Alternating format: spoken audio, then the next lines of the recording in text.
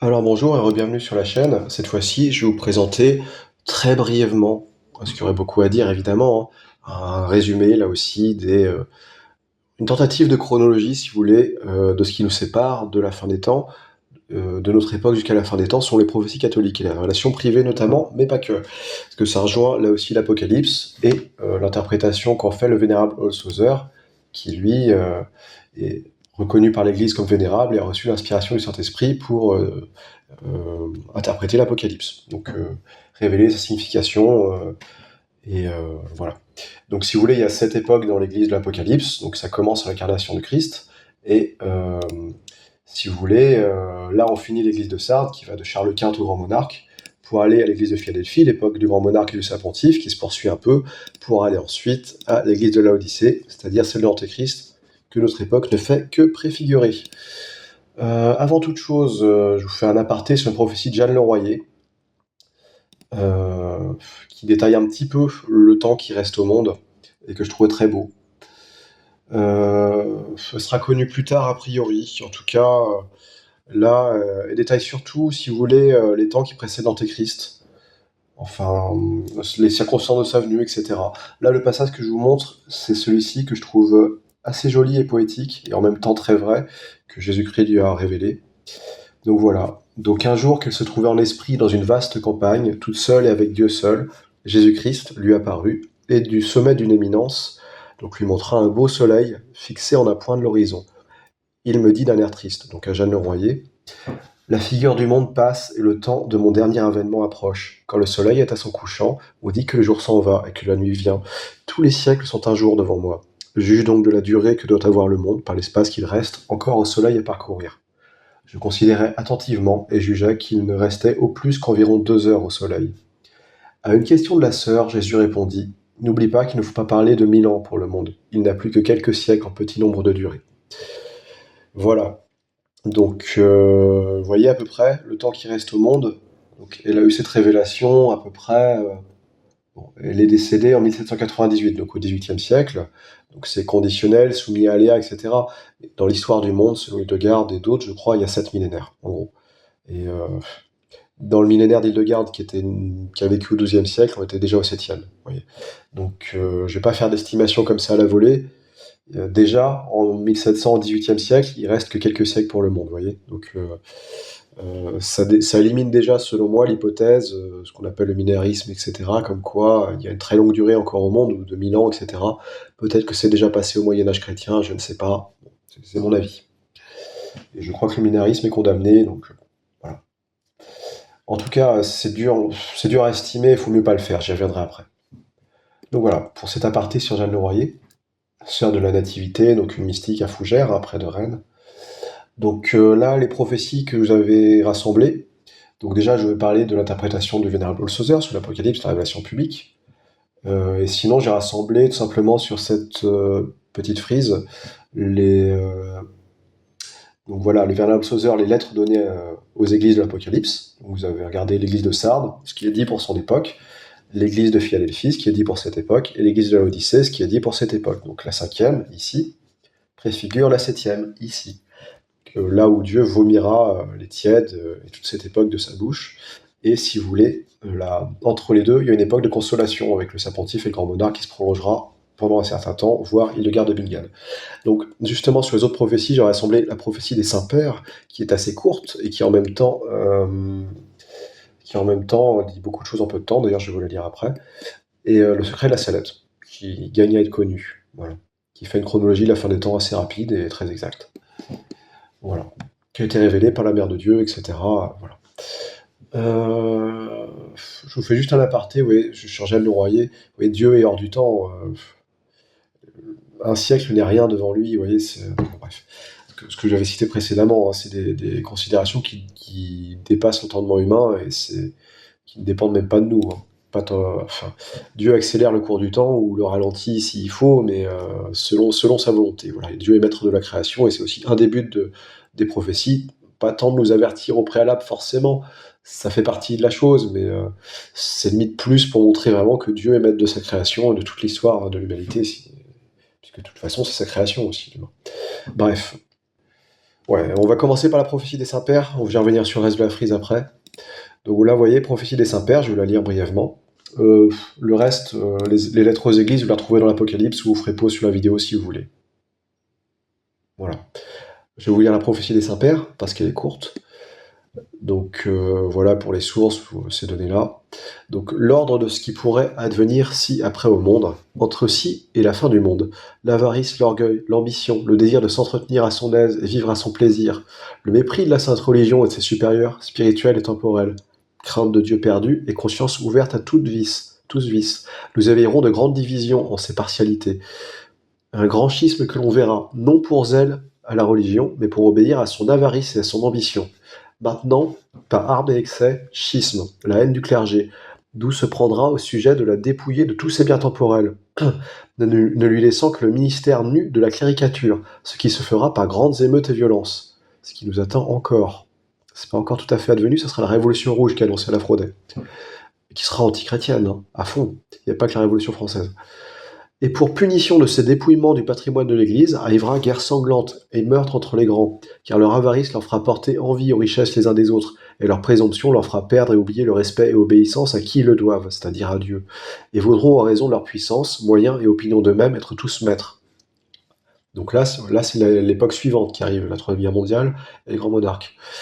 Donc ces guerres présenteront la planche aux Turcs pour marcher dans le royaume de l'Occident, qui l'affligera de tout désastre et servitude, extraction de tout respect et service de la religion, achevant de dépouiller les églises de leurs trésors et ornements avec misère à tout état, non si devant vue. Bon, ça c'est du vieux français. Vous voyez la manière dont les musulmans ou les Turcs ou l'islam triomphent, si vous voulez, pendant un court temps, c'est annoncé aussi dans la prophétie de l'évêque Bémecobus, dont j'avais fait une lecture sur la chaîne et vous pourrez trouver ailleurs d'ailleurs. Sur les fils d'Ismaël, etc., etc. Bon, c'est les Turcs et les musulmans. Viendra ensuite la réformation volontaire de tous les États des chrétiens en humble et obéissance. Ah, excusez-moi. Ces victoires du Turc, vaincues par le roi de France, c'est-à-dire le grand monarque, seront suivies de conversion du Turc au christianisme et, enfin, de son empire mahométan.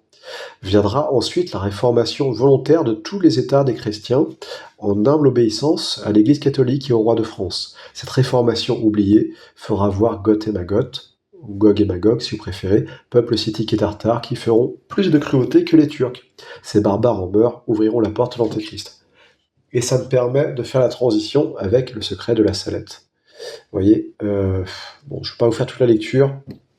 Vous faites pause si vous voulez, il est très important le secret de la Salette. Je vous recommande de lire de votre côté. Donc la France, l'Italie, l'Espagne seront en guerre, le sang coulera dans les rues, le français se battra avec le français, l'italien avec l'italien. Ça c'est la guerre civile qui nous attend. Les éléments qui sont déplacés, et les 3 jours de ténèbres, les tribulations qui nous attendent. Alors se fera la paix. Vous voyez, tout ça c'est l'époque, c'est l'église de Philadelphie, hein, dans l'Apocalypse. C'est l'époque de bonheur et de paix, un âge d'or si vous voulez. Voilà. Et là, on revient à la prophétie précédente des Saints-Pères. Cette paix parmi les hommes ne sera pas longue. 25 ans d'abondante récolte leur feront oublier que le péché des hommes sont la cause de toutes les peines qui arrivent sur la terre. Un avant-coureur de l'Antéchrist, avec les troupes de plusieurs nations, combattra contre le vrai Christ, le seul sauveur du monde, qui répandra beaucoup de sang et voudra anéantir le culte de Dieu, se faire regarder comme un Dieu. Et ça, c'est Gog et Magog. 25 ans après, environ, c'est conditionnel. Vous voyez. Donc le reste, bon, c'est toutes les... Je vais peut-être vous lire après des extraits de façon dans l'ordre que j'avais fait de la frise. Donc voilà, j'en reviens à notre époque. Donc vous voyez, là c'est le secret de la Salette, ce que j'avais dit juste avant. Hein. Donc Paris brûlé, Marseille englouti, les événements cataclysmiques qui nous attendent, la guerre, etc. Ensuite, reconstruction en âge d'or sous le règne d'un saint pontife et d'un grand monarque. Bon après, je sais plus où j'avais trouvé ça, c'est des sous-titres, hein. Bon ça vaut ce que ça vaut. Donc voilà, dans le secret de la Salette, alors se fera la paix, la réconciliation de Dieu avec les hommes, Jésus-Christ sera servi, adoré et glorifié. La charité fleurira partout, les nouveaux rois seront au bras droit de la Sainte Église qui sera forte, humble, pieuse, pauvre, zélée, imitatrice des vertus de Jésus-Christ. L'Évangile sera prêché partout et les hommes feront de grands progrès dans la foi, parce qu'il y aura unité parmi les ouvriers de Jésus-Christ et que les hommes vivront dans la crainte de Dieu. Vous voyez. Ça c'est un résumé du secret de la Salette.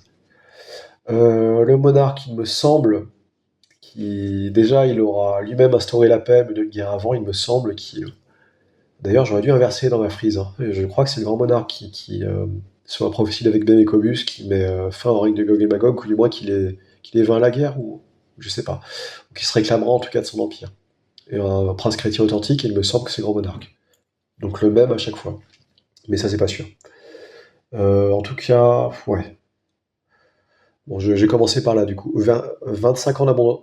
Ouais, non, je vais commencer par la mort du monarque. Vers la fin des temps, un descendant des rois francs régnera sur tout l'antique empire romain. Il sera le plus grand des rois de France, le dernier de sa race. Il arrivera comme par miracle. Il sera de la vieille Cape, c'est-à-dire des Capétiens. Le trône sera posé au midi, au sud de la France. Après un règne des plus glorieux, il ira à Jérusalem, sur le mont des Oliviers, déposer sa couronne et son sceptre. Et c'est ainsi que finira le Saint-Empire romain et chrétien. Donc vous voyez, je suis pas sûr, honnêtement. Il me semble que c'est le monarque qui les affronte là aussi, mais je pense qu'il meurt peu après. Ça, c'est la spéculation personnelle, hein.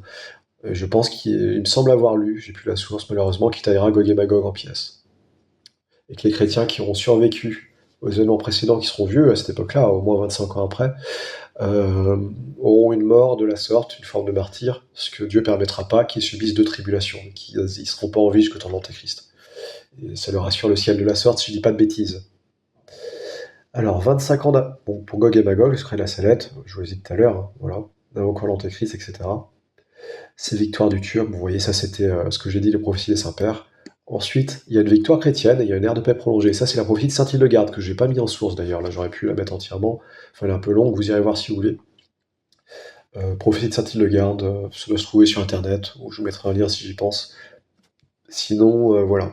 Donc il y a une victoire chrétienne et l'ère de paix se prolonge un peu, c'est pas juste 25 ans, heureusement, parce que ce serait très court. Cependant, ramené à Dieu par tant de maux, et ayant fait pénitence, le peuple chrétien tentera de résister par les armes à ces nations barbares, sans craindre la mort. Avant, les armes ont été forgées en outils d'agriculture, seules destinées à verser le sang humain. Là, pour le coup, ça sortira pour l'occasion, a priori. Donc le peuple chrétien tendra de résister par les armes à ces nations barbares, sans craindre la mort, confiant la protection de Dieu comme des enfants fidèles, ils fonderont sur leurs ennemis et en triompheront par sa puissance. Car Dieu fera alors des prodiges comme il en faisait autrefois pour son peuple sous Moïse. Une partie de ces nations cruelles sera immolée par le glaive des chrétiens, et le reste chassé de leur pays. Alors une très grande multitude de païens embrasseront la foi chrétienne en s'écriant que Dieu des chrétiens, qui fait qui fait par eux et pour eux de si grands prodiges, est le Dieu véritable. Donc je dis juste là-dessus qu'ils auront fait des... Ça c'est dit par les saints-pères d'ailleurs, hein. Gog et Magog feront plus de cruautés que les Turcs qui eux-mêmes auront fait des cruautés pas possibles, ils tueront les femmes, les enfants, il y aura des viols, etc. Ça, voilà. Et eux, Gog et Magog feront pire encore. Voilà. Donc qui seront Gog et Magog? Ce seront des peuples scythes et tartares. Et les scythes et tartares, si vous regardez sur une carte de l'Antiquité, il me semble que c'est plutôt des peuples des steppes. Moi je dis turco-mongols pour simplifier. Donc les Turcs seront vaincus, mais les turco-mongols, bon, ils doivent être une ethnie semblable. Je saurais pas trop vous dire comme ça, peuple scythe et tartare, faut voir leur géolocalisation, leur ethnie, etc. Gog et Magog sont des patriarches, ils ont donné plusieurs peuples, donc ils viendront du nord, ils sont très nombreux, ils sont de la race de Japhet, ils sont pas de la race de Japhet, excusez-moi, ce sont pas des blancs, mais ils sont quand même en Europe, donc à mon avis c'est tout le Caucase jusqu'à la Turquie, quoi. Le peuple des steppes qui ont déjà mis fin à l'Empire romain en leur temps, si je dis pas de bêtises. Et bien justement, boucle historique, on arrive vers la perte de l'égalité impériale et papale et l'éclatement d'un empire qui aura ressurgi entre-temps sous le grand monarque, donc fin de l'Empire romain, qui aura ressurgi pour malheureusement être terrassé à la fin des temps. En ce temps-là surgiront beaucoup de prophètes et de nombreux sages, donc là j'en reviens à Saint-Hildegarde. On connaîtra entièrement les secrets des prophètes, ainsi que le sens caché des autres livres de la Sainte Écriture. Donc vous voyez, c'est ce qui caractérise l'époque de Laodicée, on y arrive après, c'est la science, parce qu'on connaîtra tout ça entre-temps. Les fils et les filles prophétiseront comme déjà il a été annoncé antérieurement. Ils parleront avec une véridicité si pure et si limpide que les esprits aériens ne sauront les contrefaire, car ils seront favorisés du même esprit prophétique que les apôtres et les anciens prophètes. Cependant, on verra aussi des hérésies et mille turpitudes s'accumuler avec tant de mots divers qu'on s'attendra à l'apparition toute prochaine d'Antéchrist. Vous voyez, ils seront au courant de tout ça, hein, les chrétiens de cette époque s'y attendront. Car les hommes de ce temps avoueront d'avoir jamais vu autant de crimes et d'abominations, autant d'opposition contre la Sainte Église. Ainsi, quand règne la justice, le mal la combat, et elle s'oppose au progrès et à l'iniquité. Tel est l'état du monde, variant sans cesse. C'est alors que les hommes, séduits de nouveau par les principes antichrétiens, fuiront la droiture et l'immobilité de la foi catholique, ils rejetteront le vrai Dieu pour s'abandonner au fils de perdition, l'Antéchrist, qui renversera toutes les saintes institutions et lois de l'Église, en même temps qu'il accablera de maux les fidèles qui oseront lui résister. Voilà. Donc les persécutions d'Antéchrist, il y aurait beaucoup à dire. Là-dessus, allez voir Jeanne Le Royer, sœur de la Nativité. Il y aurait beaucoup de choses à dire. Il y a une limite de temps qui est dépassée dans ces prophéties, mais c'est pas grave, c'est conditionnel, honnêtement, on passait outre. C'est des éléments, si vous voulez, il semblerait que Dieu ait prévu de tout temps et qui arriveront forcément d'une manière ou d'une autre des étapes. Le, le temporel, si vous voulez, les années sont conditionnelles, les durées. Il y a des étapes et des jalons obligatoires par lesquels on va passer, et là c'est ce que j'essaie de vous présenter dans ce document notamment. Donc il y aura de nouveau, après tout ça, un retour d'un temps de décadence. On sent qu'on s'y achemine là déjà. Donc là c'est le secret de la sellette. Tremblez, terre, et vous qui faites profession de servir Jésus-Christ, donc le clergé, qui, au-dedans, vous adorez vous-même, tremblez, car Dieu va vous livrer à son ennemi, parce que les lieux saints sont de la corruption. Beaucoup de couvents ne sont plus les maisons de Dieu, mais les pâturages d'Asmodée et des siens, donc c'est le démon qui gère luxure Asmodée. Ce sera pendant ce temps, que naîtra l'Antéchrist, une religieuse hébraïque, une fausse vierge qui aura en communication avec le vieux serpent, c'est-à-dire le démon ou le diable, le maître de l'impureté. Son père sera évêque. Vous voyez, là, je vous ai déjà dit tout ça, mais il y a la transgression des 200. C'est-à-dire, il y a à la fois l'ancienne alliance avec une religieuse hébraïque, et à la fois son père sera évêque. Donc la nouvelle alliance, le chrétienté universelle. Donc lui, bon, le démon veut triompher. Il se peut que les juifs, il y a quand même un côté peuple témoin. Il se peut quand même que le diable veuille quand même utiliser ce peuple, dont il est dit pour la 6e époque que c'est la synagogue de Satan, je ne l'invente pas. Il y aura des juifs qui se convertiront avant, mais en tout cas la majorité se convertiront, si je ne dis pas de bêtises, après la mort de l'Antéchrist uniquement. Est-ce que leur Messie est lui-même l'Antéchrist, le Machaïa, etc. Je ne sais pas, il se peut.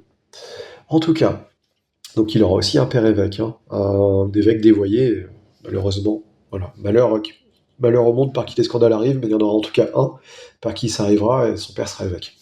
En tout cas, en naissant, il vomira des blasphèmes, l'Antéchrist. Il aura des dents. En un mot, ce sera le diable incarné.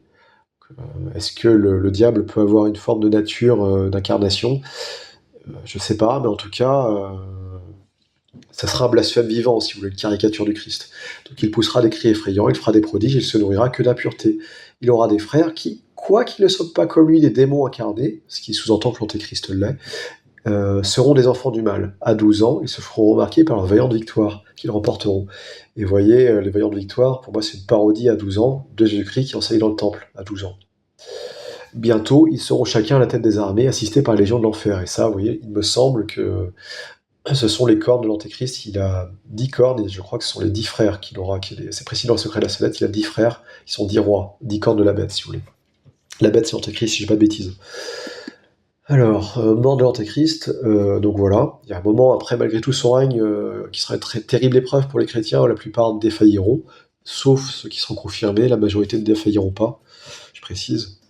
Alors, mort de l'Antéchrist, voici le temps, la Bible s'ouvre, voici le roi des rois, voici la bête avec ses sujets se disant le sauveur du monde. Il s'élèvera avec orgueil dans les airs pour aller jusqu'au ciel, il sera étouffé par le souffle de Saint Michel Archange. Donc voilà, j'avais déjà dit ça sur la prophétie de l'évêque Bémécobus, mais du coup, Saint Michel, c'est dans son nom, hein. Michael, qui est comme Dieu, qui est comme Dieu, donc ça va du diable au tout début du péché originel jusqu'à la fin des temps, avec, enfin un peu avant la fin des temps, avec la mort de l'Antéchrist, qui est comme Dieu, et ben certainement pas le diable, qui du coup, il sera étouffé par le souffle de Saint Michel Archange, il tombera, et la terre, qui depuis 3 jours sera de continuelles évolutions, ouvrira son plein de feu. Il sera plongé pour jamais avec tous les siens dans les gouffres éternels de l'enfer. Voilà. Donc voilà, ensuite il y a un petit temps qui est laissé au monde, ou ce qui reste de l'humanité pour qu'il puisse se convertir avant le jugement dernier. Donc, après la triste défaite du fils de perdition, l'épouse de mon fils qui est l'Église brillera de gloire sans égale. Les victimes de l'erreur s'empresseront de rentrer dans le bercail. Quant à savoir, après la chute de l'Antéchrist, quel jour après la chute de l'Antéchrist le monde devra finir, l'homme ne doit pas chercher à le connaître, il ne pourrait y parvenir. Le Père s'en est réservé le secret. Ô homme, préparez-vous au jugement. Voilà. Donc ça rejoint un peu ce que je vous disais, là, qu'il n'y a pas trop à chercher à savoir quand. Seul le Père le connaît et s'en est réservé le secret. Il y a des passages qui sont similaires, je ne sais plus si c'est dans l'Apocalypse ou dans les Évangiles, bref. Je pense quand même que c'est un petit temps après, et c'est pas non plus un millénaire, hein, mais voilà. Jugement dernier, donc ça c'est le secret de la sellette. Juste avant le jugement dernier, il me semble qu'il y a ça. Avant qu'il y ait Jérusalem céleste qui arrive, etc., il se peut que, je sais pas, le monde physique soit consumé, ou du moins, les œuvres de l'orgueil des hommes. Donc alors l'eau et le feu purifieront la terre et consumeront toutes les œuvres de l'orgueil des hommes, et tout sera renouvelé. Dieu sera servi et glorifié. Donc vous voyez, on arrive juste avant le jugement dernier, et on rejoint ce qu'il en est dit dans la Bible ou les évangiles, je sais plus ce qui est dit tout à fait, j'ai plus la citation sous les yeux. En gros, il y a une grande plaine, il y a la résurrection de la chair, qu'on trouve dans le credo catholique, hein, et l'humanité est jugée dans son ensemble. Et c'est la fin de l'histoire. Et voilà, on entre dans l'éternité, et voilà. Donc les damnés sont damnés à jamais, et ceux qui sont sauvés sont avec Dieu à jamais au paradis.